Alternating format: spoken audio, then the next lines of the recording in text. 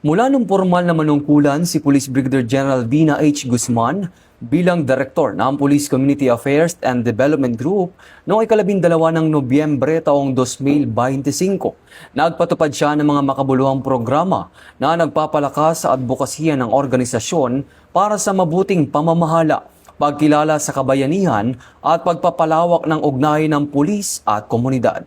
Kabilang sa mga pangunahing inisyatiba ang pagkilala sa mga natatanging mamamayan at organisasyon sa pamamagitan ng Sumbong Nyo Aksyon Agad na nakatanggap ng Anak TV Seal Awards. Pinangunahan din ni Police Brigadier General Guzman ang New Year's Call, paglagda ng mga Memorandum of Agreement sa iba't ibang katuwang na institusyon tulad ng SIM at PHMI at pagbubukas ng mga museum exhibits na nagpapakita ng kasaysayan at serbisyo ng kapulisan.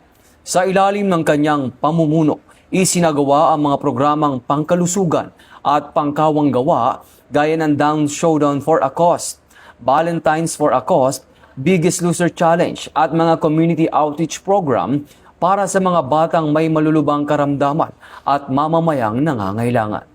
Ipinakita rin ng PKG ang suporta sa kababaihan sa pamamagitan ng Women's Month Celebration, kung saan kinilala si Police Brigadier General Guzman bilang huwarang leader at sa paglulunsad ng Empowered Women in Policing exhibit. Kabilang din sa kanyang mga natanggap na pagkilala ang 6th Crystal International Women's Award at Diamond Excellence Award.